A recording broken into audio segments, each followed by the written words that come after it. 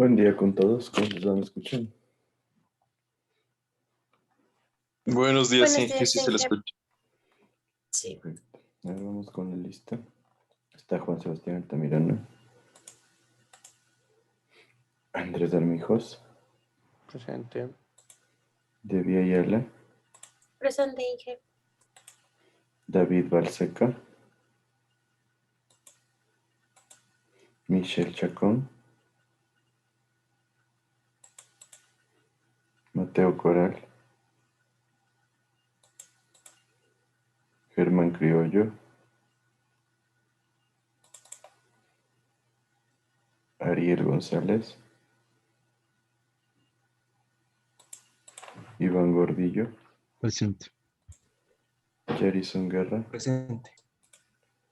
William Guzmán, Presente. Camila Aro, Presente. Isaac Jaramillo, Kenny Pavón, Presente. Pablo Padilla, Presente.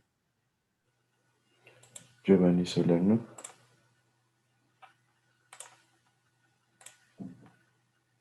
Saratito Presente, Inge. y Steven Velasco. ¿Alguien lleva atrasado? Yo dije, acabo de llegar. Por favor, me puede poner lista. ¿Quiénes me dicen? González, Ariel. Perdón, no te escuché. González, Ariel, Inge. ¿Me escuchó? Sí, González. Gracias. ¿Quién más? Por favor. Balseca. Listo.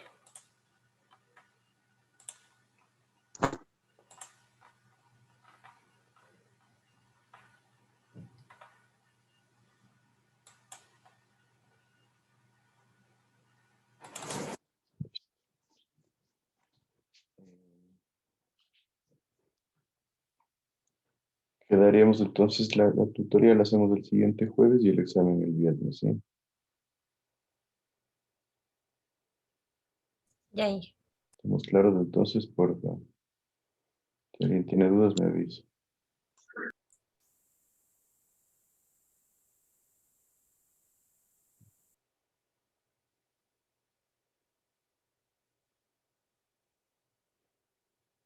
Listo, entonces continuamos con lo que estábamos viendo ayer. Seguimos hablando de alcantarillado. Entonces, con ustedes me parece que llegamos a ver los tipos de alcantarillado, ¿no es cierto? Vimos el semicombinado, que en esencia decíamos que sería lo recomendable para Quito. Podríamos empezar a buscar generar zonas en donde ya se capte solamente agua lluvias. De esta manera evitaríamos la contaminación de las mismas. Obviamente, si es que esto va de la mano con una planificación en la cual se contemple la construcción de plantas de tratamiento de agua. Entonces, lo que buscaríamos es ir reduciendo la cantidad de aguas negras que serían tratadas. Entonces, es posible hacerlo por sectores. Habría que tener cuidado en que no se no se genere al final unión de las aguas negras con las aguas lluvias, las que no son tratadas, pero puede ser una buena forma para nosotros empezar a darle forma a un sistema separado en la ciudad.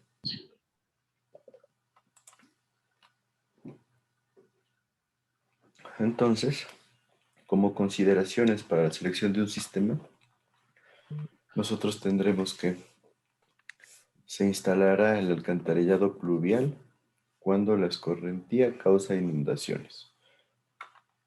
O sea, este es el caso que se presenta en la gran mayoría de ciudades, ¿no es cierto? Es muy difícil que una ciudad tenga un sistema tan bien formado que no se produzcan nunca inundaciones.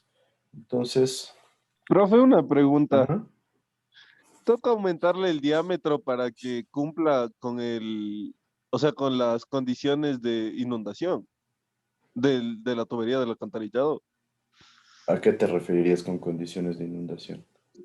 Por ejemplo, en el peor escenario hidrológico, con un tiempo de retorno, no sé, de 500 años. Bueno, si le aumentas el periodo de retorno, obviamente tu diseño va a ser más grande, va a ser más seguro, pero va a ser más caro. Entonces, imagínate, construir alcantarillados con periodos de retorno de 500 años significa que vamos a tener alcantarillados gigantescos. Si tienes la posibilidad económica, perfecto, pues va súper bien. El problema es que normalmente las ciudades tienen muchas prioridades. Entonces, si dices, me gasto la mitad del presupuesto haciendo un sistema de alcantarillado que va a durar 500 años, capaz que te dicen, ni loco, ¿no? Bájale a 50 y en vez de ser solo alcantarillado, le hacemos carreteras o damos agua potable o hacemos un sistema de transporte más moderno. Entonces ahí viene el problema. Suele ser bastante crítico en general las luchas por definir los periodos de diseño. Entonces, ahí sí, mientras mejor sea o mientras más grande sea el periodo de diseño, vamos a tener mejor posibilidad de, de tener un proyecto que dure más, un proyecto de mejor capacidad, pero obviamente el costo siempre va a ser un limitante, ¿no? Además de que probablemente nos caiga hasta la Contraloría y a ver qué pasa, por qué se hizo un proyecto tan caro. Entonces eso sí hay que tenerlo muy, muy en cuenta. Entonces, ¿qué es lo que hacen las grandes ciudades? Ir planificando para realizar inversiones grandes, más o menos cada 50, 60 años. Entonces, por ejemplo, París, a principios de 1900, era colapsada, se inundaba todo el tiempo, el río Sena desbordaba todo el tiempo y se generó un problema sanitario. ¿Por qué? Porque todas las aguas sucias de París iban al río Sena.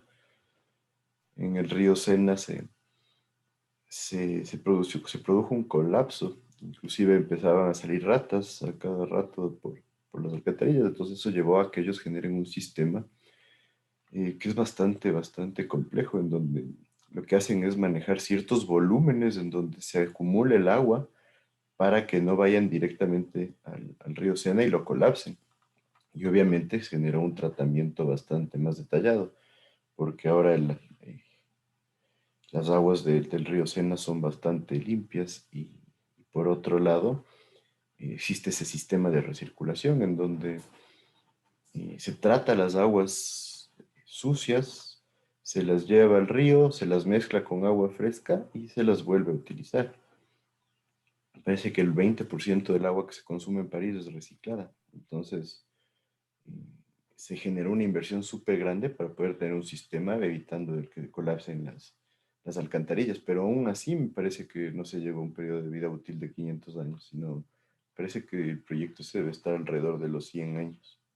Entonces son situaciones que vemos que pueden volverse demasiado caras. Entonces por eso no lo hacemos.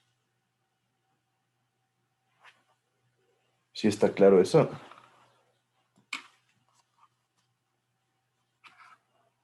Sí, que sí está claro. Sí, Entonces hay que tener mucho cuidado ahí con los diseños, ¿no? Por otro lado, puede que venga alguien y les diga, vea, diseño para 15 años un colector. Entonces ahí también tenemos que pararnos duro, que no es una buena idea. Tal cual les ponía como ejemplo el proyecto de una central hidroeléctrica que se fue con las inundaciones que se generaron en Baños hace más o menos 2 años. ¿Qué sucedió en esa situación? Según la versión extraoficial, el diseñador propuso un periodo de retorno de 300 años, o sea, esperar caudales bastante grandes. Normalmente se trabaja entre 200 y 500 años para una central hidroeléctrica. Esta era una central pequeña, 300 años parecía razonable, pero la versión extraoficial nos dice que el dueño del proyecto no quiso, que el dueño del proyecto prefirió quedarse con un periodo de retorno de 100 años. Tomó el periodo de retorno de 100 años y lamentablemente la semana que se estaba inaugurando el proyecto, se fue el embalse. Entonces se fue el embalse, colapsó el proyecto y se perdió una inversión de más o menos 16 millones de dólares. Entonces tengan en cuenta, ahí sí es para los dos lados, ¿no? Tratar de buscar un punto de equilibrio entre que el proyecto no sea demasiado caro, pero también que sea seguro. Entonces, simplemente cositas para tener en cuenta. Y por otro lado, como les decía, la mayoría de ciudades están a la expensa de que se generen inundaciones, entonces es bastante común que tengamos la necesidad de tener un alcantarillado pluvial separado. Algo interesante es que no se debería colocar en todas las calles, porque el agua puede usarse o puede escurrirse, más bien dicho, por cunetas. Podemos utilizar un sistema de cunetas, en donde, por ejemplo, yo tenga varias calles, en donde yo tenga mi alcantarillado. Simplemente en esta vía principal, el alcantarillado pluvial, colocamos sumideros. Y aquí simplemente con cunetas nosotros generamos el transporte del agua para que ingresen a los sumideros. Entonces de esa manera nos ahorramos bastante en lo que es inversión de conductos y de sumideros. Y se produce un desarrollo bastante adecuado. Claro que para elaborar este tipo de sistemas hay que tener en cuenta muy claramente las pendientes, ¿no? ¿Sí está claro?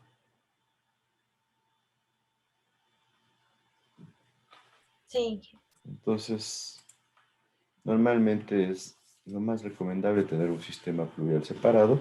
Hay que tener muy claro dónde debe disponerse el agua finalmente, ¿sí? Y si es que se considera la necesidad de un tratamiento. Personalmente yo les diría, no, no podría ser necesario en nuestro medio un tratamiento de aguas lluvias, simplemente lo podemos devolver al río y nosotros podríamos invertir todos esos fondos en simplemente dedicarnos a tratar aguas servidas para mejorar lo que es ya dramáticamente la calidad del agua. También nos dice que para tener un sistema de alcantarillado pluvial necesitamos contar con una capa de rodadura definitiva, o sea, ya debe estar asfaltada o adoquinada o hormigonada la vía, de tal manera que no se genere el taponamiento del colector. Esto es crítico, ¿no? O sea, realmente si ustedes van a poner un empedrado, realmente tener un sistema de alcantarillado de agua y lluvias no vale la pena porque se va a taponar fácilmente. Y eso va a generar un costo adicional. Yo les decía, el generar la limpieza de sumideros es un gasto bastante importante. Entonces nosotros tratemos de utilizar el criterio para que no se produzcan este tipo de problemas. Por otro lado, el alcantarillado combinado se dice que se recomienda utilizar cuando tenemos ciudades antiguas en donde en esencia ya está hecho, o sea, ya es existente.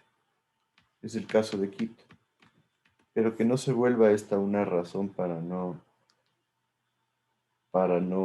tratar de mejorarlo, tratar un semi combinado que se vaya generando. Yo les decía, el caso de los grandes colectores pudo haber sido una buena oportunidad para generar una conducción adicional solo para aguas lluvias, en donde se la pueda disponer en quebradas en ciertas quebradas cercanas, donde sí podría dar inclusive una mejora a lo que es la flora y fauna de los sectores, pero realmente no se lo hizo y hay que tratar de buscar esas oportunidades, porque como les digo, son inversiones súper grandes.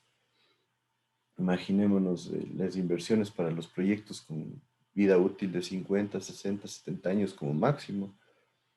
Cada colector es más o menos unos 10, 15 millones de dólares. Entonces hay también otra situación. Si nosotros le damos, como me decían, una vida útil demasiado grande, se vuelven proyectos mucho más grandes y, y esos periodos de retorno pueden llegar a que cueste, la misma obra puede costar 30, 40 millones de dólares, entonces ya se vuelve una limitante en su generación. También suele pasar el alcantarillado combinado en zonas altamente pobladas, en donde ya no hubo la opción de separar los alcantarillados y nos mantenemos con lo mismo por los altos costos, porque también volver a separar un sistema desde cero nos puede tomar un buen tiempo y eso significaría cortar el sistema de alcantarillado por ciertas etapas, entonces eso también generaría molestias a la población. Entonces, lo ideal es, yo les diría, mientras más pequeña es la ciudad y se puede generar un alcantarillado separado, es mucho mejor. El ahorro en dinero es bastante dramático. Y de ahí cuando la cantidad de aguas servidas es mayor a la cantidad de agua lluvias, entonces este es un caso raro. Esto se da en lugares donde normalmente no hay mucha lluvia. Entonces, si no hay mucha lluvia, obviamente no nos va a generar el problema que les digo, ¿no? Que el caudal de agua lluvias es mucho mayor al caudal de aguas servidas. Entonces, en estos casos, realmente podríamos tener un sistema combinado. ¿Dónde se genera esto? En lugares secos, en lugares desérticos, donde, como les decía, no hay una lluvia muy continua y nos genera eso una facilidad de no tener que separar los sistemas de alcantarillado. Tengan en cuenta que en estas ciudades donde no llueve mucho, lo más común es que cuando llueve, llueve demasiado en cambio. Entonces ahí tendríamos que tener la expectativa de que cuando llueva va a colapsar totalmente el sistema. Entonces también es una situación a considerar. Entonces, obviamente, la mejor opción para un sistema nuevo es que sea separado, ¿sí? Y ahí otra vez las fallas de Quito, ¿no es cierto? ¿Aquí en Quito creen que se han hecho sistemas de alcantarillado nuevo?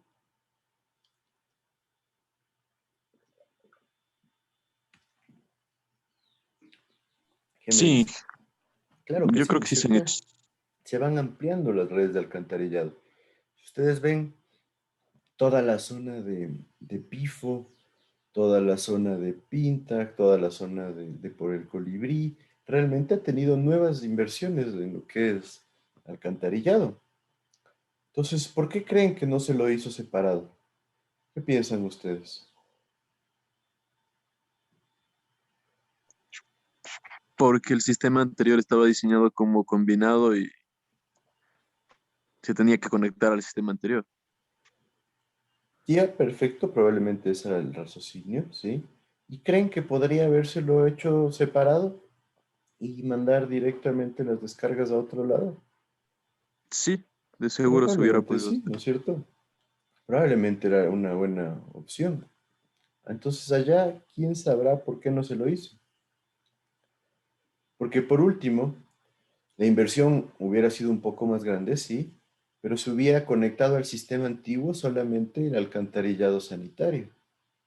Y se hubiera generado un alcantarillado paralelo pluvial que esté conectado a las quebradas cercanas, en donde la contaminación se podría disminuir drásticamente. Entonces ahí un poco la visión de la gente que nos dirige como ciudad es bastante limitada, ¿no? Porque, por último, yo les digo, probablemente la idea fue tal cual como dice Pablo, hay que conectarnos al anterior, entonces nos conectamos ahí, ¿para qué vamos a estar separando? Y por otro lado, en algunos casos debe haber sido, pues si vamos a botar el agua a la misma quebrada, ¿para qué vamos a estar separando si el agua va a unirse igual en la quebrada?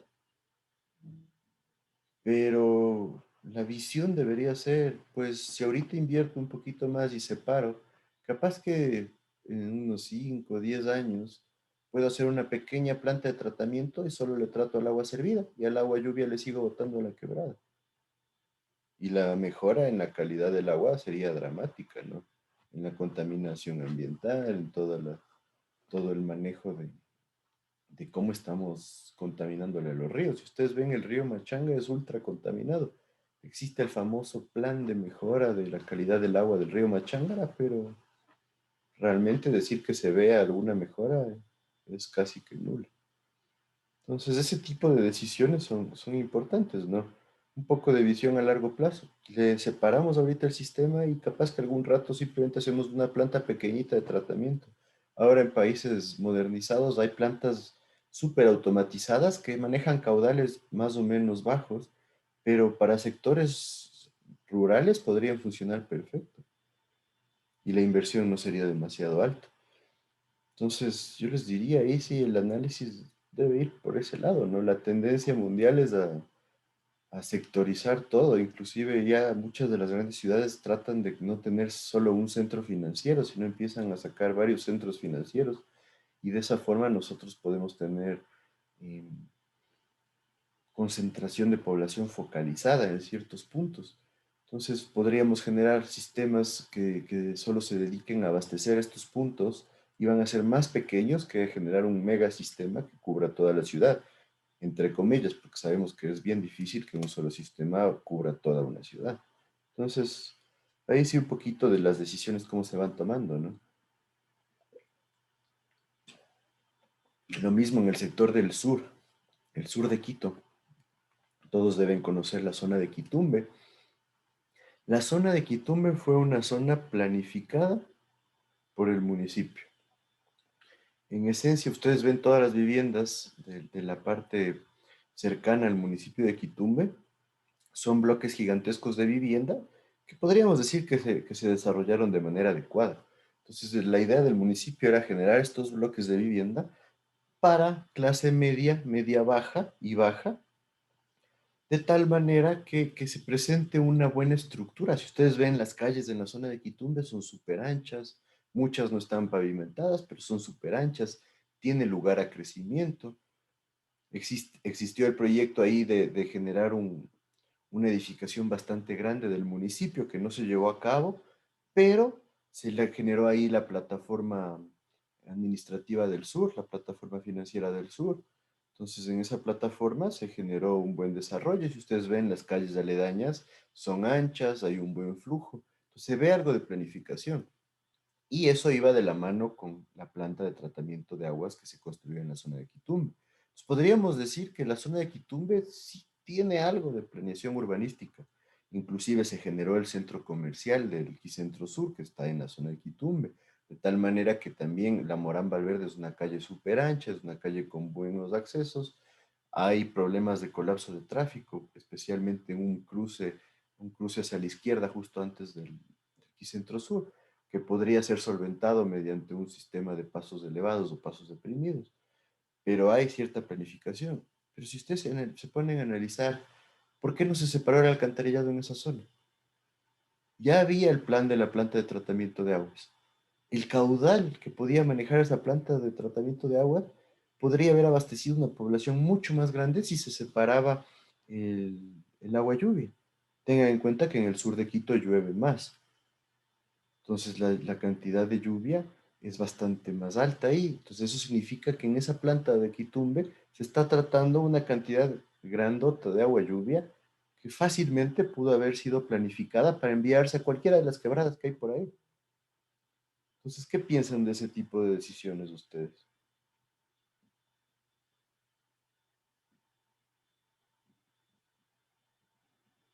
¿Qué me dice? ¿Qué puede repetir la pregunta? Se me cortó. ¿Cuál es su opinión acerca de este tipo de decisiones que se toman? En mi opinión, Inge, verá, yo pienso que ahí hay doble error. Primero, el que usted nos dice, o sea, tenía la posibilidad de que se separe el agua lluvia con el agua servida.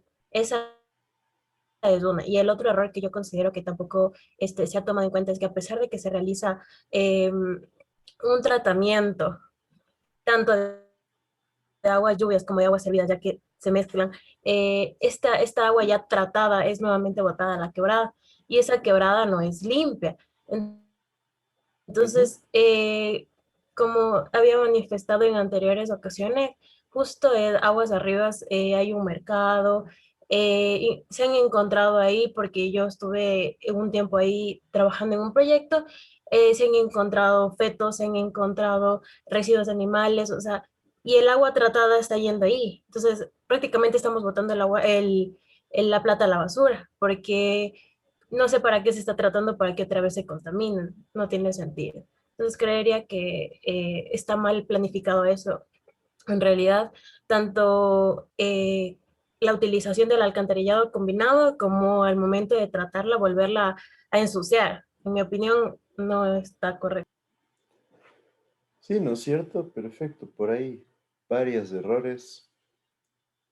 Por un lado, sí, es real.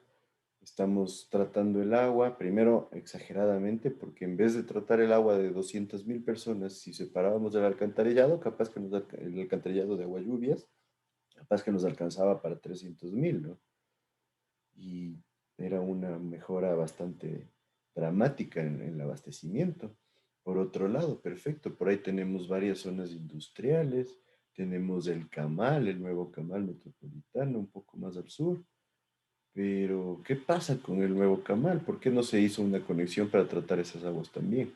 Un Camal es un contaminador bastante importante. No estoy seguro, pero debería tener un sistema de tratamiento que les aseguro, eso sí, que no es un sistema de primera línea, ¿no? Entonces, ese tipo de cosas se vuelven un problema. Entonces, claro, estamos tratando agua para botarle una quebrada en donde probablemente todas las viviendas alrededor de la quebrada también botan aguas sucias allá, se termina contaminando de nuevo.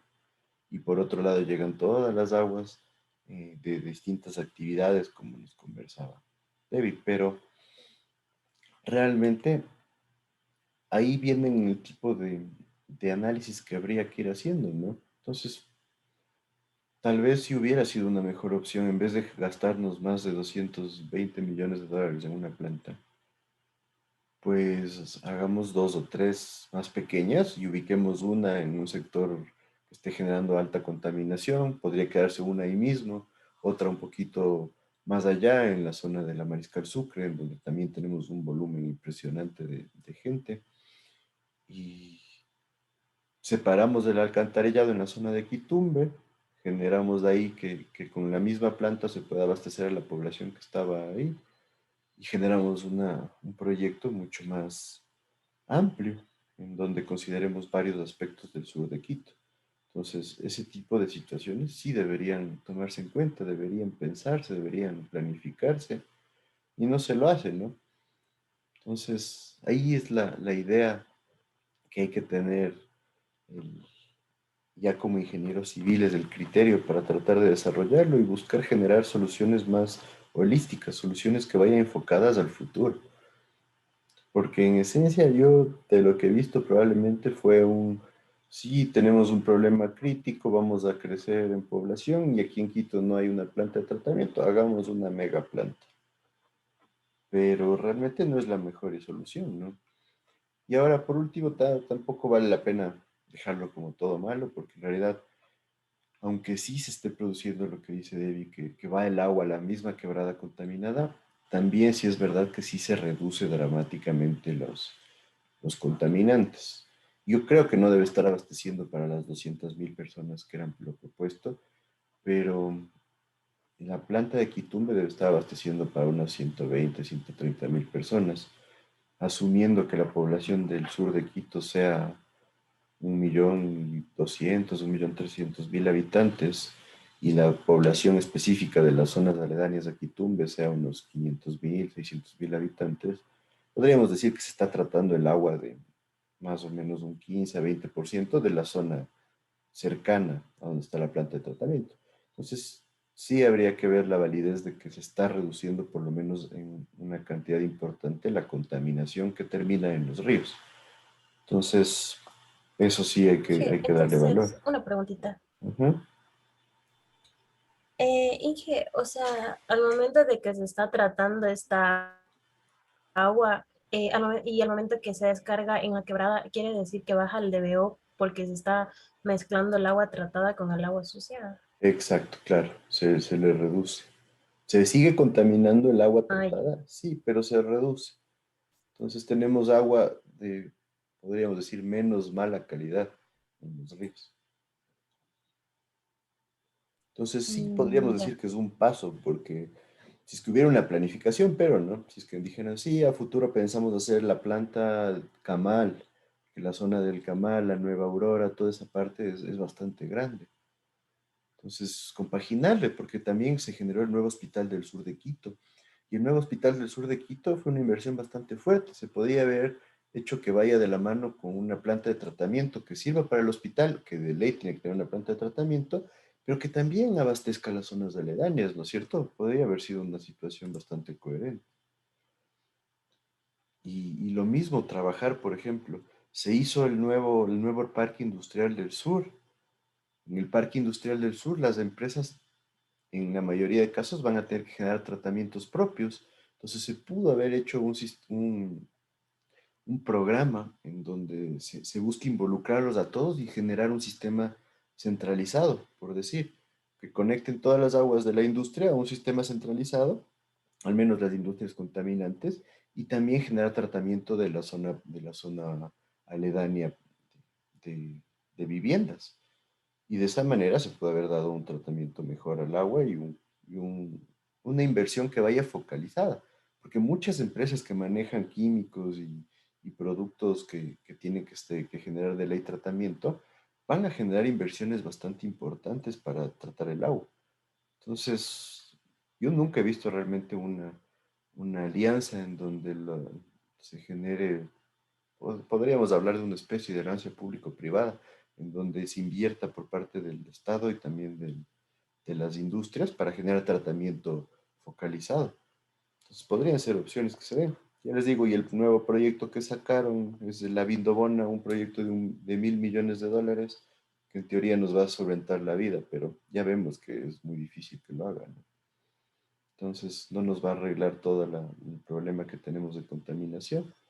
Así que mi, mi percepción sería generar plantas focalizadas para al menos reducir la contaminación en los grandes puntos que generan contaminación.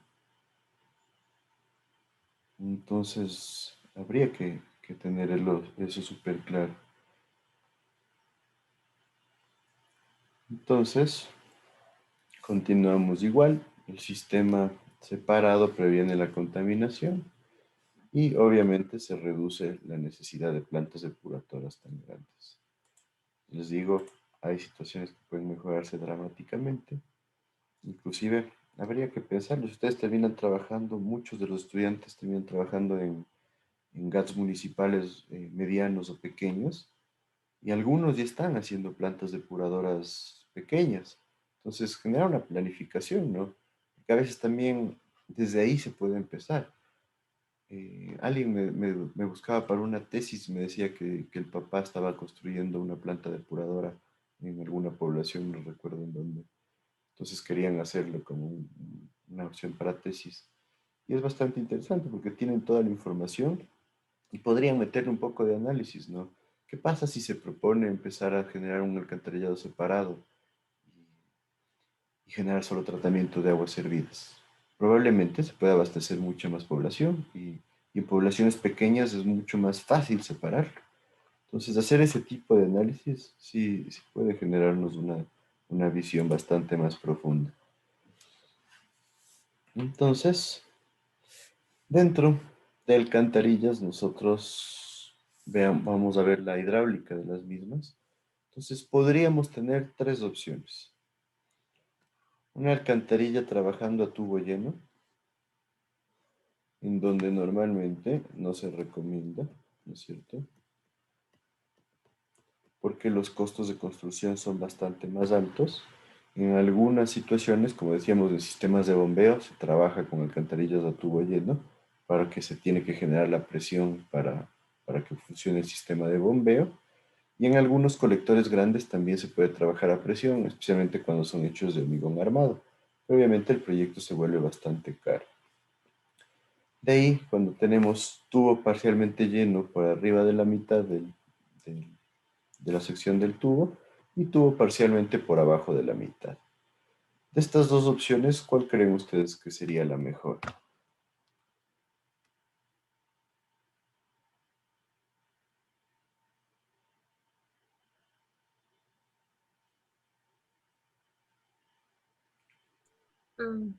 Podría ser la segunda, creo yo.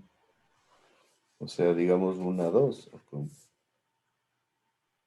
Ay, no, perdón, uno. A ver, primera, No ¿por me qué? refería de los tres del segundo. Ajá. Ahí, ¿por qué?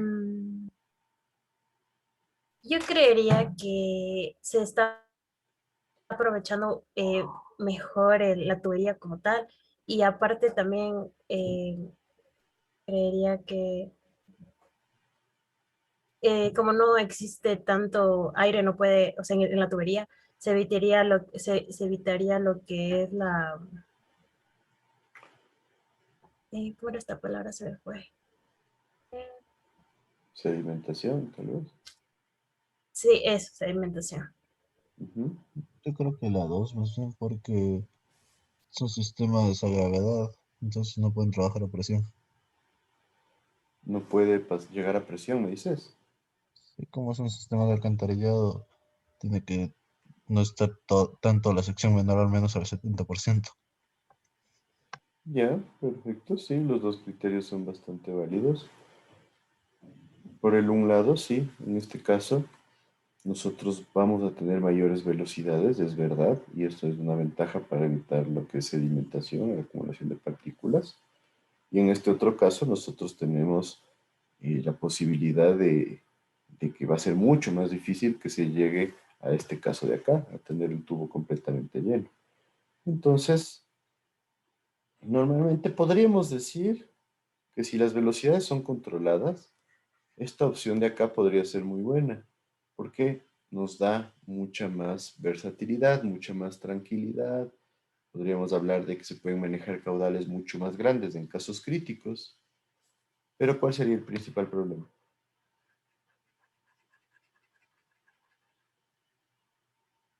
El tamaño, el costo de la tubería, porque va a ser más El grande. costo se nos va al cielo, ¿sí? Entonces, por eso, lo más normal es trabajar con sistemas similares a este, en donde tenemos que cuidar que aquí haya un espacio suficiente. Ojo que el diseño va para el caudal crítico, ¿no? Para nuestro caudal de diseño. Así que ahí lo que hay que tener en cuenta es que sea bien considerado, bien analizado el caudal crítico, de tal manera que se trabaje con un sistema que funcione así, evitando que se genere una posibilidad alta de que nosotros tengamos sistema tubo lleno.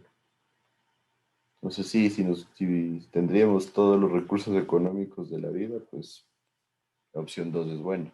Pero ya en la realidad, lo más común es con la opción 1.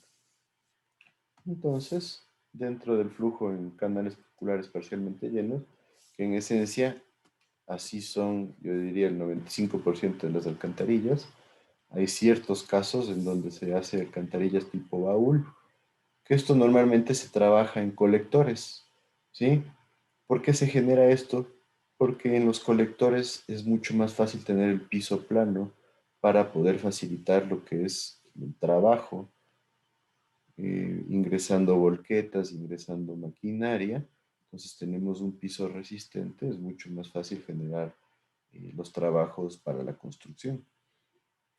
Entonces, además de que existe ya una buena cantidad de encofrados para generar eh, esta forma tipo túnel.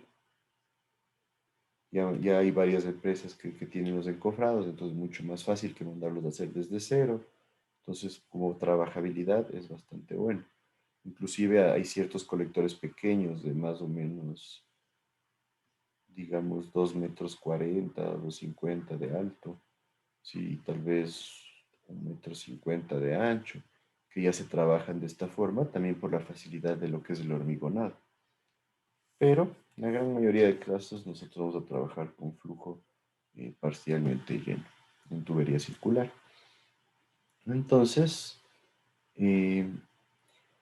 la idea de este sistema es que también hay una ventaja o una característica bastante interesante en donde ustedes deben haberlo visto en hidráulica general, ¿no es cierto? En hidráulica general se ve lo que es la unidad 3 es flujo libre, y en flujo libre hay la parte que es flujo parcialmente lleno, circular parcialmente lleno, perdón, en donde nosotros vemos que la velocidad promedio del agua dentro del tubo y el caudal puede ser mayor en este sector de aquí, velocidad en este sector de aquí y el caudal en este sector de acá arriba, que cuando está completamente lleno. ¿Sí se acuerdan de eso?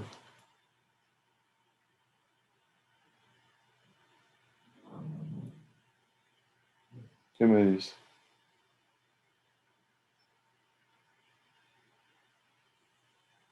¿Alguien recuerda cómo eran las curvas de relaciones velocidad parcial sobre velocidad llena, caudal parcial sobre caudal lleno, área parcial sobre área llena, etcétera, etcétera? No, o sea, sí tengo en la mente, pero no me acuerdo exactamente cómo iban. Bueno, ya vamos a verlo, pero sí vale la pena que recuerden esta situación en donde tenemos más velocidad con el tubo parcialmente lleno que cuando está lleno. Entonces es una de las características interesantes de este tipo de conductos. Entonces ya lo vamos a ver. Y bueno, ahí sí todos deben recordar que el área cuando está el tubo semilleno, o sea, justo por la mitad del flujo, es pi por diámetro al cuadrado sobre 8 y el perímetro pi por diámetro sobre 2.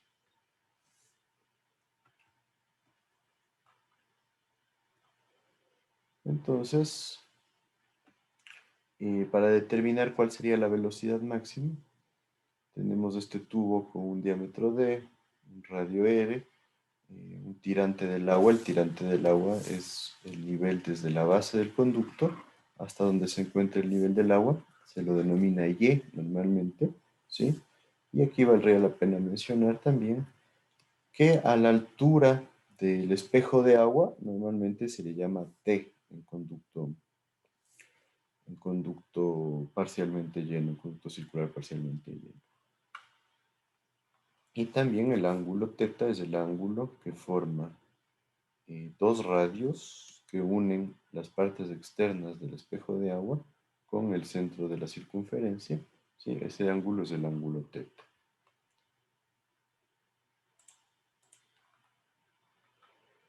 Entonces, se suele buscar o es interesante buscar cuál es la relación altura, calado del agua o tirante del agua respecto al diámetro que genera la mayor velocidad del flujo. Entonces, por eso es que, como les decía, se ha hecho este análisis y este análisis fue uno de los que más se desarrolló dentro de estos diseños. Y en esencia busca la mayor velocidad, maximizando la idea de que nosotros con mayor velocidad tendríamos menor posibilidad de sedimentación. Entonces se busca cuál es la velocidad, la altura del agua, el calado del agua que genera la mayor velocidad y también cuál es la altura o calado del agua que genera el mayor caudal posible para ser transportado con una misma pendiente, ¿sí? Entonces el análisis empieza con una ecuación para el área y el área de la sección parcial que está transportando agua va a ser igual al radio al cuadrado sobre 2 por el ángulo teta menos el seno del ángulo teta. Y el radio que nosotros tenemos para la sección que sería el perímetro mojado, más bien dicho, es el radio sobre 2 veces el ángulo teta por teta menos el seno de teta.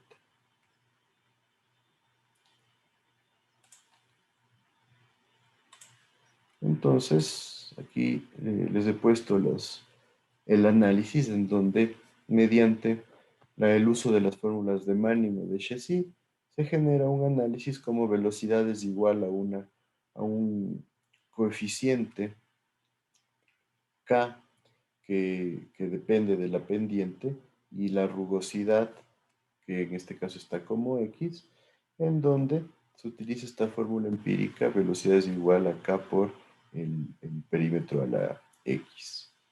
Entonces, mediante derivadas, buscando que el radio hidráulico sea el máximo, nosotros lo que hacemos es derivar el radio hidráulico con respecto al ángulo θ, igualarlo a 0, y ahí estaríamos buscando el máximo. Entonces, resolviendo esta ecuación, obtenemos que el θ, para tener nosotros la máxima velocidad, va a ser igual a 257 grados y medio aproximadamente. Entonces, de esta forma nosotros sabemos que este ángulo corresponde a la velocidad máxima. Y si nosotros determinamos cuál es el tirante del agua que corresponde a ese ángulo, encontramos que la relación tirante sobre diámetro es del 81.28%. Entonces podemos decir que cuando el tirante es del 81% del diámetro, la velocidad que transporta el conducto va a ser máxima. Entonces, en esencia, ¿por qué es importante? Porque vamos a querer estar alrededor de una velocidad máxima, porque de esa forma estamos maximizando la capacidad de arrastre del flujo de agua. ¿Sí? ¿Está claro entonces este análisis?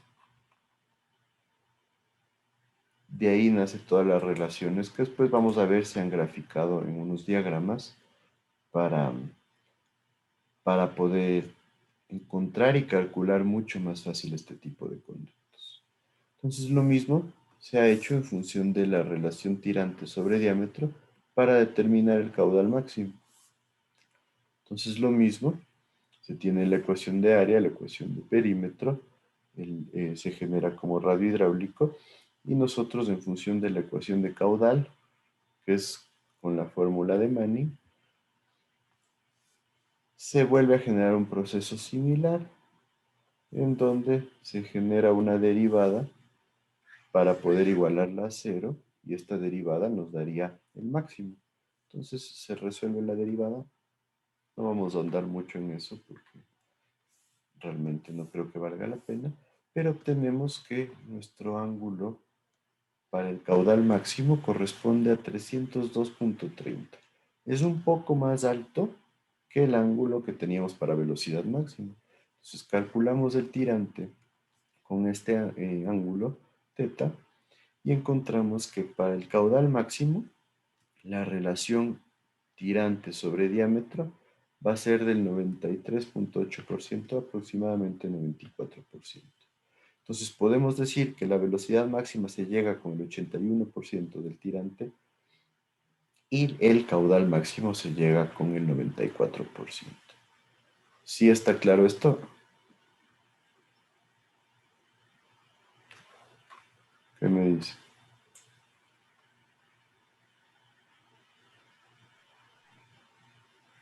Sí. Y que una pregunta, esas diapos, es que no sé por qué no están en las diapos que me descargué.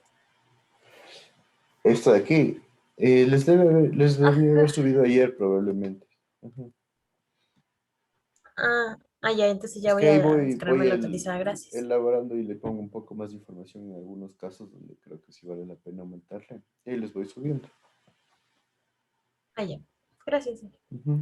Entonces, ten en cuenta esta parte, es importante porque nos sirve para darnos cuenta que realmente no tenemos ni caudal máximo ni velocidad máxima cuando el tubo está lleno. Entonces, en esencia, no nos genera un beneficio real trabajar con conducto lleno. Probablemente valga la pena estar entre velocidad máxima y caudal máximo. Entonces eso ya vamos a ir evaluando. ¿Estamos todos claros hasta aquí? Sí, Ya. Y simplemente para complementar, si se hace el mismo análisis con la fórmula de Cauchy, ten en cuenta que la fórmula de Cauchy se usa como una base para el cálculo de la forma de Manning, se produce un pequeño cambio, pero nos dice que el caudal máximo con la fórmula de Cauchy estaría en el 95% en vez del 94% de relación Y sobre D. Entonces, en esencia, no se genera un cambio importante, pero vale la pena tenerlo en cuenta. Entonces ahorita ya son las 8, tenemos unos minutos antes de continuar.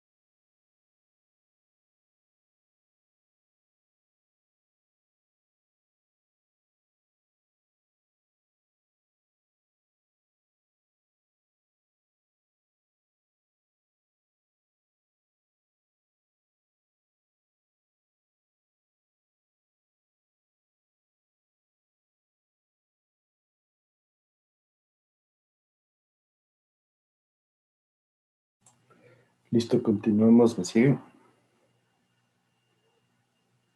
Sí, Chef. Perfecto, entonces, para este análisis hidráulico de conductos circulares parcialmente llenos, normalmente hay el método gráfico que les mencionaba, que es el que ya debieron haber visto en hidráulica general, en donde son curvas tipo S, bueno, varias curvas que vamos a ver. Entonces, por ejemplo, tenemos curvas en donde tenemos la relación del diámetro de la tubería en el eje vertical, relación de la profundidad, perdón, del tirante y la tubería, y las curvas donde tenemos varias relaciones. Por ejemplo, tenemos relación entre el área real del flujo y el área transversal total, o sea, cuando estaría lleno.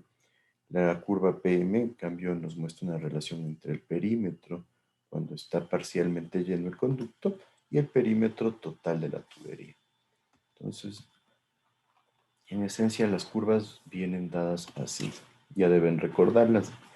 Me parece que este gráfico es interesante porque tenemos aquí cómo estaría la sección de la circunferencia, y de ahí tenemos desde 0 hasta el 100% la relación tirante sobre diámetro total. Entonces aquí podemos ver cómo se nos relaciona en la curva PM, como decíamos, la relación perímetro sobre perímetro total. Aquí en la curva A, la relación área sobre área total. Y la curva R es la relación radio hidráulico sobre radio hidráulico total. Entonces, en esencia, vamos viendo, ¿no es cierto?, que tenemos la relación 1, que es el 100%, nos va a servir como tope para el área y el perímetro, obviamente, ¿no es cierto?, porque tenemos secciones parciales y cuando tenemos el 100% lleno, vamos a llegar a 1. Pero en el radio hidráulico, nosotros tenemos incrementos que llegan a superar el 1.2, o sea, el 120%. Entonces, a esta relación del radio hidráulico es que nosotros debemos que, sobrepasando el 50% de llenado de una tubería, tenemos velocidades mayores a la velocidad máxima de la tubería. Si está clara esta parte, ya recuerdan un poco de lo que vieron en hidráulica general. sí, o sea, en esa parte, o sea, en el 50% de llenado, ya estoy superando en un 20% la velocidad que puede soportar la tubería. No que puede soportar, sino más bien que se genera en el conducto. Ya vamos a ver la curva de velocidad, pero sí hay una proporcionalidad entre el radio hidráulico y la velocidad. Entonces, por eso decimos que cuando superamos el 50% del área transversal de la tubería llena con agua, le vamos a superar a la velocidad máxima. Y aquí está la razón, ¿no es cierto? Miren, el radio hidráulico pasa el 50% y ahí se empieza a sobrepasar la velocidad máxima. ¿Sí va por ahí tu comentario? Sí, justo por ahí. Entonces, esta es la parte bastante interesante acerca de este sistema, porque eso es lo que nos da la idea y es lo que ha llevado a que utilicemos de manera típica una sección en la que tengamos el nivel del agua sobre la mitad, ¿sí? Tenemos más velocidad, entonces aprovechamos la velocidad para evitar sedimentación y estamos en un rango en donde evitamos que vaya el tubo totalmente lleno,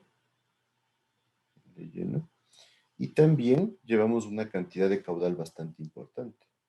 Ya vamos a ver las curvas de velocidad y caudal. Pero sí recuerdan todos entonces estas curvas de hidráulica general.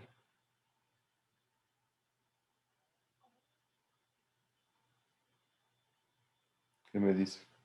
Que si alguien tiene dudas, habría que solventarlas. Era para sacar el radio y el área en función del uno con el otro. Entonces, por ejemplo, ¿qué sería? Si tú tienes un diámetro de 1,50 m, entonces dices el área total va a ser pi por diámetro al cuadrado sobre 4. Entonces ya sabes. Entonces dices, ya, yo quiero trabajar con velocidad máxima, o quiero determinar la velocidad máxima. ¿A qué relación dijimos que era la velocidad máxima? Y sobre D. Ajá, pero ¿se acuerdan el porcentaje? El 50%. No, velocidad máxima, lo acabamos de ver hace unos minutos. 81%. ¿Sí? Entonces 81% podemos venir a la gráfica, decir aquí estará el 81%. Entonces para ese caso yo tendría la relación. Vamos a verificarlo aquí.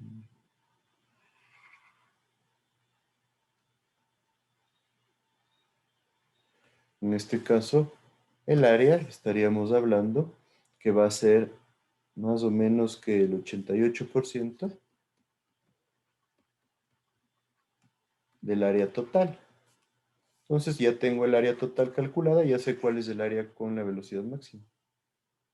Lo mismo, vamos al perímetro, nos cruza justo aquí el 70%, entonces el perímetro va a ser el 70% del perímetro total. El perímetro total ya lo tengo calculado. ¿Sí? ¿Sí me siguen? Entonces la facilidad. Sí, Entonces esa es la utilidad de esto, nos genera mucha más facilidad, ¿no? En vez de estar diciendo a ver cuál es el ángulo teta y cómo se calcula esto, simplemente vamos a las gráficas y obtenemos los resultados de manera inmediata. Entonces, por otro lado está esta curva, en donde yo tengo diferentes relaciones adicionales, ¿no? Por un lado, acá está nuevamente área sobre área total, acá está perímetro sobre perímetro total, acá está la de radio hidráulico sobre radio hidráulico total. Aquí tenemos ¿dónde está? Bueno, en estas curvas tenemos otros datos. Por ejemplo, tenemos T, que es el ancho del espejo de agua, sobre el diámetro total. ¿Sí? En esencia, cómo va variando T respecto al diámetro conforme se va llenando la tubería. Y por otro lado tenemos, ¿qué más tenemos en esta gráfica? A ver, Z, que es una relación del área por la raíz del diámetro. En esencia, esta es una relación ya más para cálculos. Entonces, igual la tenemos incluida aquí. Y la relación, obviamente, sobre diámetro total. Que en esencia vendría de la mano de lo que es este concepto de aquí, en donde nos dice que normalmente más que diámetro se le llama profundidad hidráulica. Es el concepto. La profundidad hidráulica es la relación del área total sobre el ancho del espejo del agua T. Entonces la profundidad hidráulica, en algunos casos la vamos a utilizar y vamos a ver más luego, para poder relacionar de manera más rápida la determinación, por ejemplo, del número de Froude en el flujo. ¿Sí? Cuando tenemos tuberías parcialmente llenas, el número de Froude se basa en la profundidad hidráulica. Entonces, para esto nos sirve y la tenemos aquí incluida.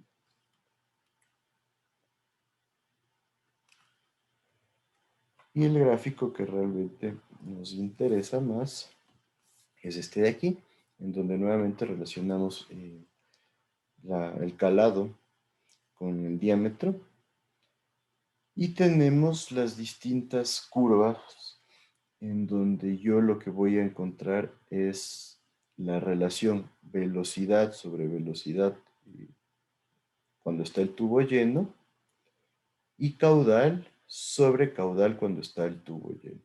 Entonces, ¿cuáles son las que más nos interesan a nosotros? Este gráfico de aquí y este de acá.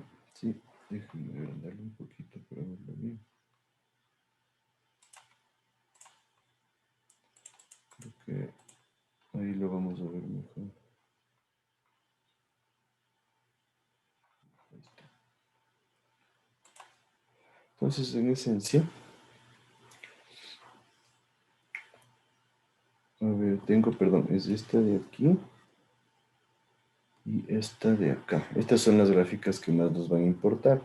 Entonces aquí tenemos la relación de la velocidad versus la velocidad a tubo lleno. Entonces, lo que les decía, si nosotros nos podemos ver, decíamos que en el 81% nosotros tenemos la máxima velocidad dentro del conducto. Entonces, vemos claramente que aquí se genera ya el punto máximo y después empieza a bajar la relación con la velocidad totalmente llena.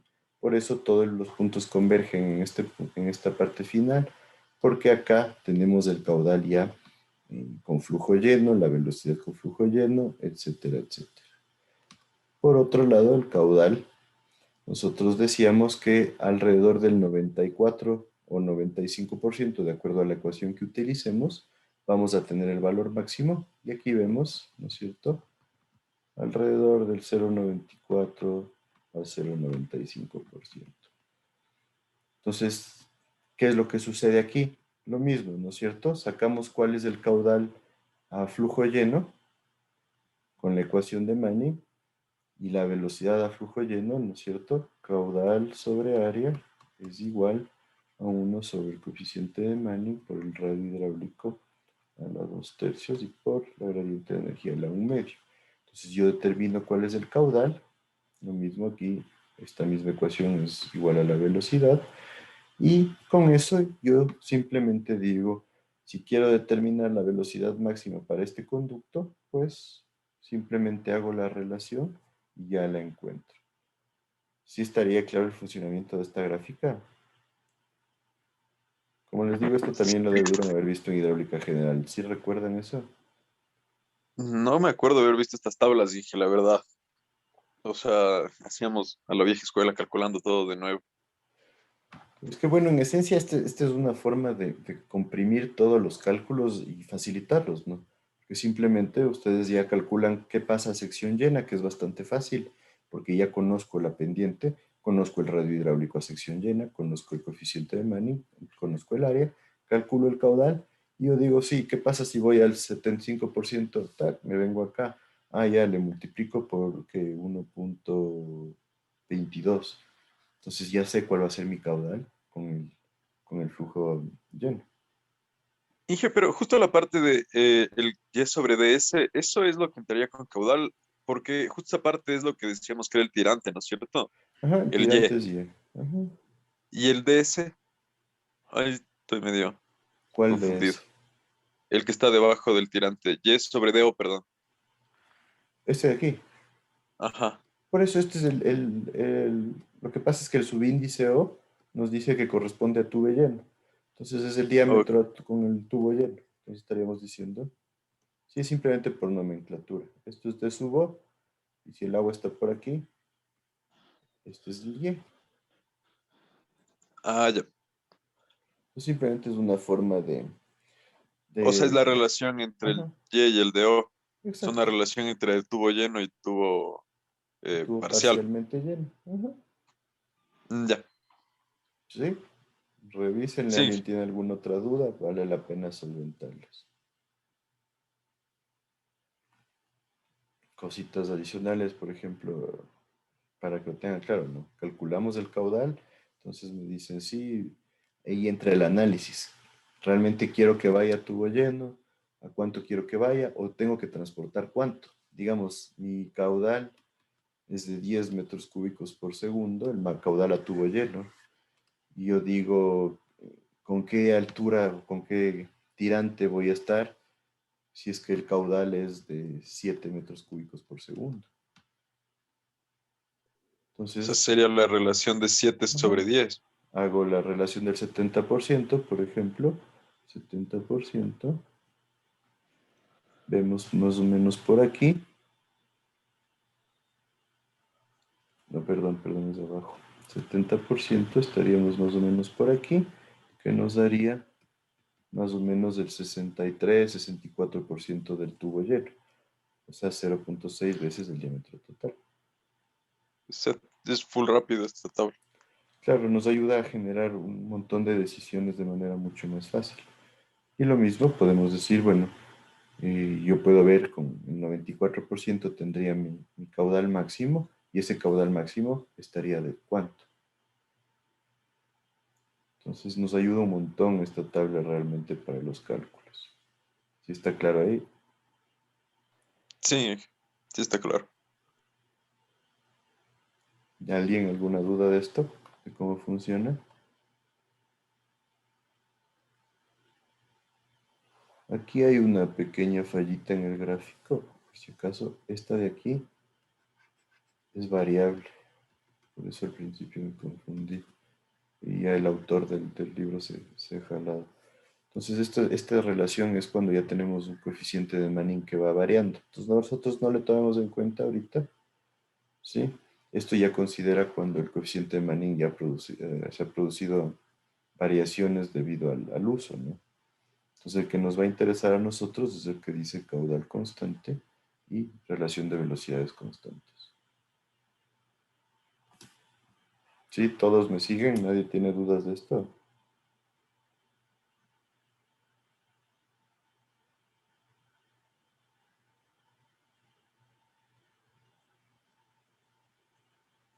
Bueno, entonces,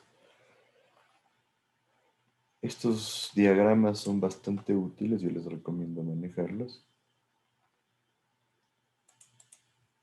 porque nos facilitan mucho los cálculos, nos permiten tener versatilidad, ser rápidos, ser ágiles con los cálculos. Entonces, de esta manera nosotros podemos identificar y calcular mucho más rápido los conductos. Entonces, yo creo que de ley vieron esto en hidráulica general, deberían haberla visto al menos, porque es una parte importante. Como les digo, está en unidad 3, creo que es la 3.5 o algo por el estilo.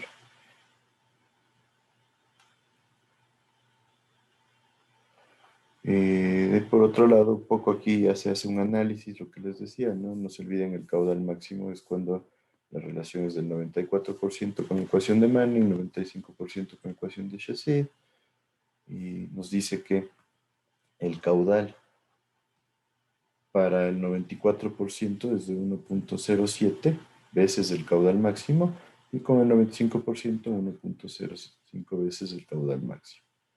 La velocidad máxima se encuentra al 81%. No se olvidarán de estos dos datos, estos tres datos son bastante importantes. ¿Sí? Y miren, la velocidad llega a ser el 14% más alta que la velocidad a tubo lleno en la ecuación de Manning. Entonces, ¿sí estamos claros todos con esto? Sí, Y lo mismo nos dice, tengamos en cuenta que cuando la relación tirante sobre el diámetro es mayor a 82%, para cada valor de caudal hay dos tirantes posibles. Entonces hay que tener eso en cuenta también. ¿Sí?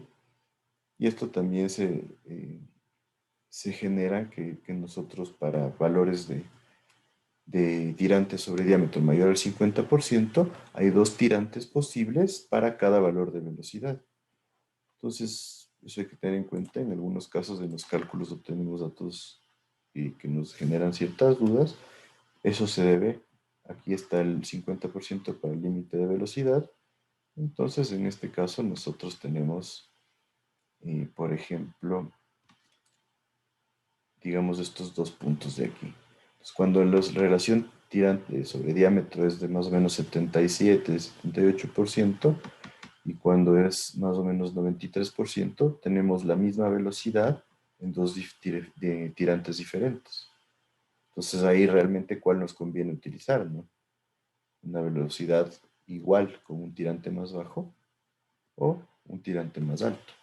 Y lo mismo pasa con el caudal. Nos dice el límite es más o menos 82%. Vemos aquí que se produce algo similar. Tenemos mayor caudal con menor tirante o el mismo caudal, el mismo caudal con menor o mayor tirante. ¿Sí está claro eso? Entonces esto nos ayuda a tomar decisiones, ¿no? Realmente, ¿qué me conviene? Entonces yo analizo velocidad y caudal. ¿Me conviene llevar un caudal alto? Sí. Entonces tal vez irme por esta zona de acá abajo con una velocidad que es importante, que está justo en el 50% tenemos la misma velocidad que el tubo lleno, pero miren, el caudal se va súper abajo, alrededor del 50%. Vamos subiendo y el caudal empieza a subir drásticamente. Entonces, ¿me interesa llevar un buen caudal? Sí, me interesa un buen caudal. También me interesa una buena velocidad. Entonces, podríamos decir que esta zona de aquí es la que mejor funciona para el transporte de flujo. ¿Qué creen? ¿Sí está claro esto? Sí, sí está claro, Inge, pero ¿en función de qué escojo si es que quiero un menor o mayor tirante para una misma velocidad? Perdón, no te escuché bien. ¿En qué me baso para determinar si es que tengo, por ejemplo, estoy en el 82%, por encima del 50% y puedo tener la misma velocidad la misma velocidad con un tirante diferente? ¿Tendría que escoger un tirante mayor o un tirante menor? La misma velocidad con un tirante diferente. Pues si quieres mayor caudal, veámoslo, ¿no es cierto? ¿Quieres llevar mayor caudal? Estaríamos buscando esta zona de acá. Y quieres llevar una mayor velocidad. Entonces irte por acá no te convendría. Entonces probablemente irte a un tirante mayor. Entonces, si quieres llevar más caudal, podrías irte por esta zona de aquí. O sea, depende de lo que quiera diseñar. Exacto. Si ves que el punto crítico de la velocidad está aquí, ¿no? En el 81%. Entonces, Sí, sobre el 81% voy a llevar buena velocidad y buen caudal. Bajo el 81% voy a tener buena velocidad, pero el caudal va a ser considerablemente menor. está bien. Ya, ya, ya. Ahí ya lo entendí. Entonces, ahí va en función de nuestras necesidades. Lo mismo, entonces, eh, aquí les he puesto estas ecuaciones que son importantes, vale la pena tenerlas a la mano, ¿no es cierto? Aquí está ecuaciones de área, perímetro, radio hidráulico, y acá las relaciones que estábamos viendo. Entonces nos dice cuando están a tubo lleno, este es el dato a calcular. Cuando estamos buscando el caudal máximo, vamos a tener todas estas características. Cuando buscamos el caudal máximo con la fórmula HC, varía un poquito, es mínimo. Yo les diría, nos podemos quedar con Manning como mejor opción. Y cuando quiero determinar velocidad máxima, tengo estas características de acá. Entonces, ¿cómo funciona esto? Pues sí, quiero saber la velocidad máxima del conducto flujo parcialmente lleno. El 68.4% del diámetro al cuadrado para tener el área. Quiero ver el perímetro mojado va a ser 2.247 D, que es el diámetro total. El radio hidráulico 0.304 D. La relación del tirante máximo, el tirante crítico, perdón, dicho para velocidad máxima, sería 81.3%. El teta sería 257.27 grados, o más dicho 27 minutos. El caudal, estaríamos hablando en este caso para velocidad máxima.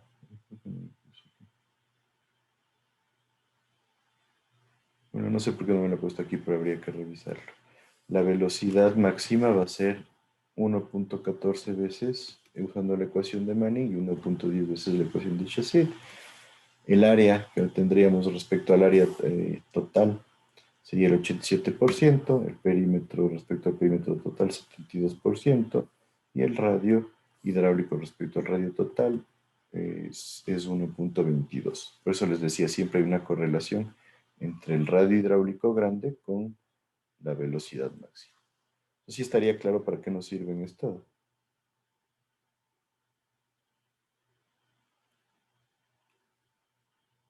¿Qué me dice?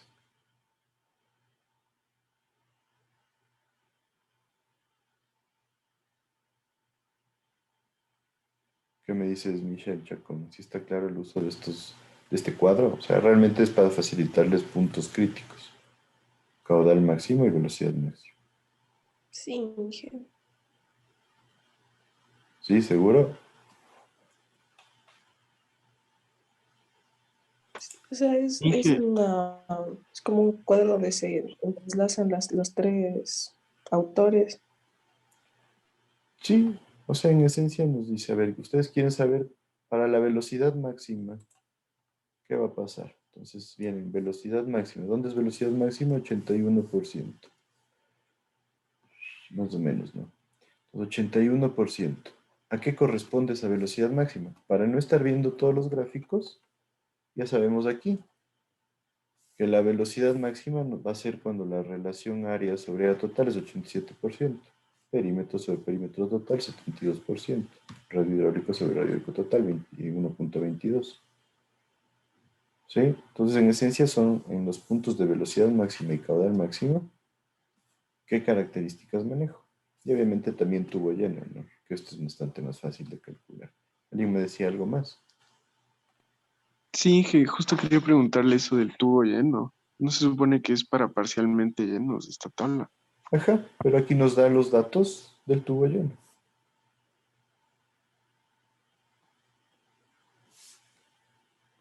¿Sí? O sea, ¿cómo calculas esto de acá? O sea, para encontrar el perímetro en tubo lleno sería 3.142 del diámetro. Es que en esencia, a ver, por ejemplo, el área es la forma más fácil. Nos dice 0.785 por el diámetro al cuadrado. Entonces, el área va a ser igual a pi por diámetro al cuadrado sobre 4. Entonces, si lo divides pi para 4, te debería dar 0.785. ¿Sí? Sí, Pues por ahí va. O sea, para calcular, digamos, el radio hidráulico parcialmente lleno, debería, digamos, multiplicar el 0.25D por 1.22. Por 1.22, porque, a ver, ¿en qué parte estás ahí? Si me perdí un poco. Ah, perdón, para 1.22. Ah, en este de acá. Claro, digamos, si es que Exacto. quiero calcular. Si tú ya tienes el radio hidráulico del tubo lleno y dices, para la velocidad máxima, ¿qué radio hidráulico voy a tener?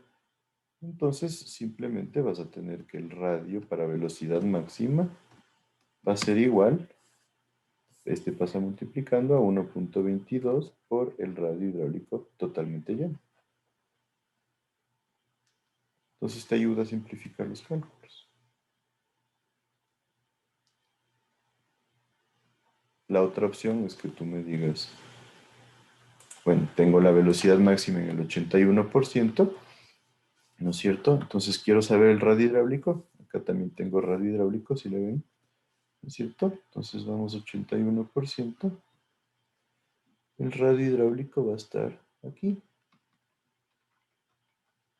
1.22. ¿Sí?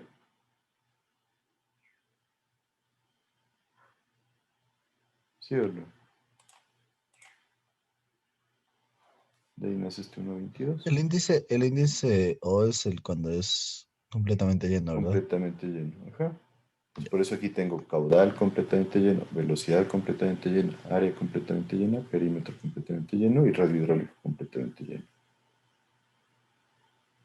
Bien, gracias. ¿Alguna otra duda?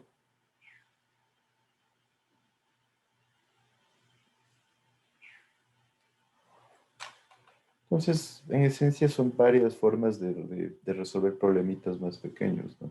Entonces, en vez de estar viendo el gráfico, vienen a esta tabla y dicen, ah, sí, es 1.22, y ya multiplican de 1. ¿Sí? ¿Todos me siguen? Sí. Entonces, en esencia, un poco lo que les decía, ¿no? Cuando trabajamos con rugosidades variables, la velocidad del tubo va a variar, va a ser un comportamiento diferente. Yo diría, dejémoslo eso un poco a un lado. Nos dice que en la práctica no conviene diseñar para la condición de caudal máximo. ¿Por qué? Porque la superficie libre está muy cerca del extremo superior. Entonces, claro, obviamente, si hablamos del 94%, yo voy a tener un 6% aquí de holgura, ¿no? Entonces, en el caso de que se genere una eventualidad, podríamos llegar a tubo lleno. ¿Sí? Entonces, llegar a un tubo lleno es crítico. El tubo lleno, ¿no es cierto? Entonces, ¿qué nos dice? La recomendación o lo más típico es diseñar para un ángulo teta de más o menos 240 grados.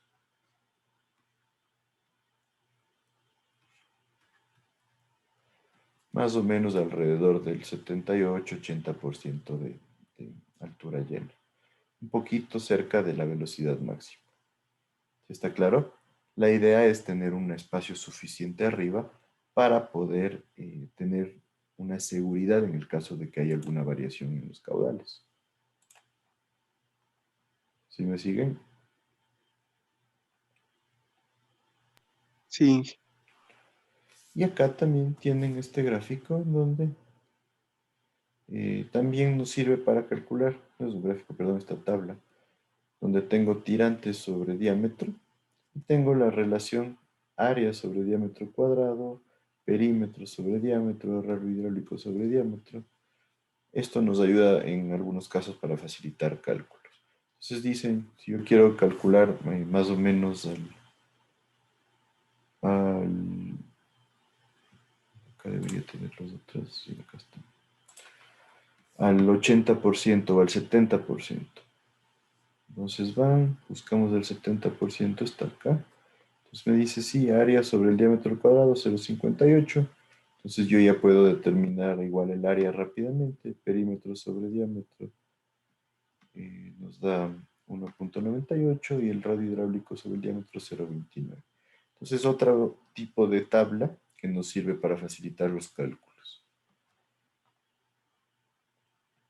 Entonces, en esencia, aquí tienen todas las herramientas que pueden simplificar lo que es el análisis de alcantarillados y generar un cálculo mucho más fácil. Entonces nos dice, en algunos casos se puede buscar un canal semicircular también, que es bastante más conveniente desde el punto de vista de eficiencia hidráulica. Eso también lo deben haber visto en hidráulica general, ¿no es cierto? En este caso se maximiza el perímetro sobre el radio hidráulico, que sería perímetro sobre, área sobre perímetro mojado, perdón. Entonces, el radio hidráulico se maximiza y cuando el radio hidráulico se maximiza, nosotros tenemos la sección de mayor eficiencia hidráulica. Eso se deben acordar hidráulica general, ¿no es cierto? Que buscamos en algunos casos maximizar el radio hidráulico, sí, para tener una mejor eficiencia hidráulica. En esencia, ocupamos la menor área posible, o más bien dicho, el menor perímetro posible para una misma área, de forma que tenemos un costo menor en la construcción del conducto. Entonces, a eso se refiere la eficiencia hidráulica. Si recuerdan, ¿no es cierto?, que en hidráulica general se ve normalmente las secciones de mayor eficiencia para conductos circulares, triangulares, trapezoidales, rectangulares. ¿Sí se acuerdan de eso? Y que vayan un poco desempolvando ciertos temas. sí, Entonces, en esencia, nos dice que un canal de este tipo es muy bueno porque es mucho más eficiente hidráulicamente. O sea, en costos de construcción sería mucho mejor ir con un canal semicircular, porque el ahorro en materiales va a ser muy bueno y el caudal y la velocidad que maneje va a ser muy buena. Pero es poco usado porque es muy difícil de construir. ¿Sí? A veces hay esa pregunta. Si tenemos velocidad máxima con el 50%, ¿por qué no utilizamos el 50% y no construimos un tubo totalmente cerrado? En esencia, porque es demasiado difícil de construir. Entonces, nos dice que las secciones circulares normalmente generan un ahorro en la economía del proyecto, porque también tienen una mayor eficiencia hidráulica que las secciones trapezoidales, que son las otras bastante utilizadas. Nos dice que la economía podría llegar a generar ahorros del 22%. Entonces, probablemente esa sea una de las principales razones para la cual nosotros trabajemos siempre en alcantarillado con diámetros circulares, perdón, con conductos circulares. Y por otro lado, que la gran ventaja de utilizar un conducto circular es que nosotros estamos llevando el agua por un conducto totalmente cerrado. Y si es que va totalmente cerrado, evitamos que se genere contaminación cruzada con el medio ambiente o con ambientes que estén alrededor de la trayectoria del conducto. Entonces, En esencia son las razones para las que utilicemos este tipo de conductos principalmente. Aquí les he puesto otras ecuaciones, simplemente esto como una parte adicional. En esencia, el área del agua, la ecuación para determinar el área del agua cuando está parcialmente lleno es diámetro al cuadrado sobre 8 por la relación del ángulo teta menos el seno del ángulo teta. El perímetro mojado va a ser el diámetro por teta sobre 2. El ancho T, que dijimos que es el ancho del espejo de agua, va a ser el diámetro por el seno de teta sobre 2.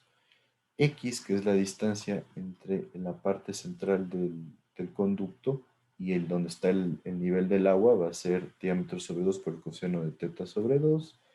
De ahí, ¿qué más tenemos? El radio hidráulico. El radio hidráulico va a ser el diámetro sobre 4 por 1 menos seno de teta sobre teta. Entonces, en esencia, tenemos aquí las ecuaciones con las que se generó todos los gráficos que ya vimos. Por eso no es necesario darles demasiada importancia.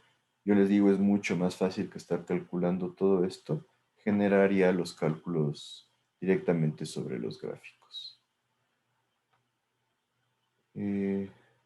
Veamos una introducción a lo que es la ecuación de Manning nada más. Todos ya la deben manejar, así que rápidamente. La ecuación de Manning es totalmente empírica, se basa en la ecuación de Chaussy. Se utiliza en conductos con flujo libre, especialmente en tuberías para canales circulares parcial y totalmente llenos. En esencia, se desarrolló de forma empírica en este tipo de conductos, por eso es en el que mejor se desempeña, en el que mejor resultados da. Uno de los inconvenientes es que solo toma en cuenta un coeficiente de rugosidad obtenido empíricamente, no toma en cuenta la variación de la viscosidad por temperatura también, esta es una de las limitantes, pero obviamente nosotros vamos a considerar que normalmente la temperatura del agua no varía mucho, ¿sí? Hay que tener en cuenta tal vez en ciertos procesos químicos en donde se eleva la temperatura del agua, se podría tener una influencia, pero realmente tendría que ser ya analizado específicamente. Lo mismo, ¿no? Si se producen variaciones del coeficiente de rugosidad no estarían tomadas en cuenta, por eso ustedes deben haber visto también que en hidráulica general que hay coeficientes de rugosidad ya para materiales usados después de un tiempo, entonces nosotros deberíamos hacer una comprobación con material nuevo y con material usado para poder tener claro el panorama de que no se produzca ningún tipo de problemática. Creo que eso sería lo principal como datos importantes de Manning. Deben acordarse de la ecuación, ¿no es cierto? Ya la puse anteriormente. Tenemos la ecuación en función de la velocidad, tenemos la ecuación en función del caudal también, como está acá, ¿sí? Y podríamos tener la ecuación con tubo lleno y tubo parcialmente lleno, en donde todo parcialmente lleno tenemos ya la relación del ángulo phi. Aquí, perdón, estas son las de parcialmente lleno. Entonces, ¿hasta ahí alguien alguna duda?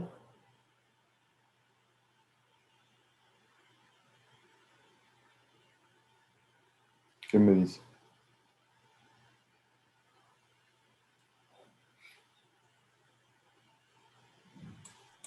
Entonces, un poquito de recordatorio de todo lo que ya hemos visto y por otro lado un poquito de información nueva, me dicen, pero creo que si refrescamos un poco ahí la memoria, sí vamos a acordarnos de esto.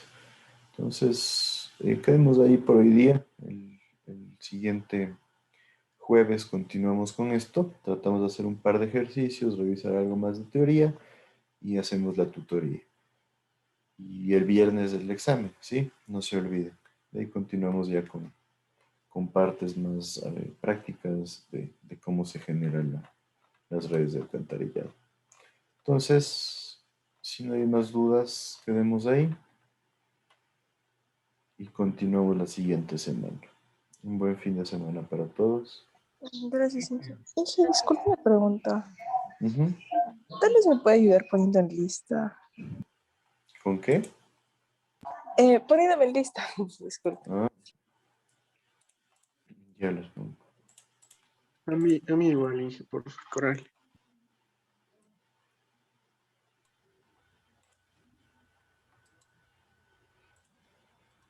A ver, me dice Mateo Coral. ¿Quién más? Creo yo, Inge. Michelle Chacón, gracias. Listo, entonces. Yo dije con Altamirano también, por favor. Listo. Buen fin de semana. Feliz Inge, Navidad. Gracias, Inge. Hasta luego. Hasta luego. Inge. Inge.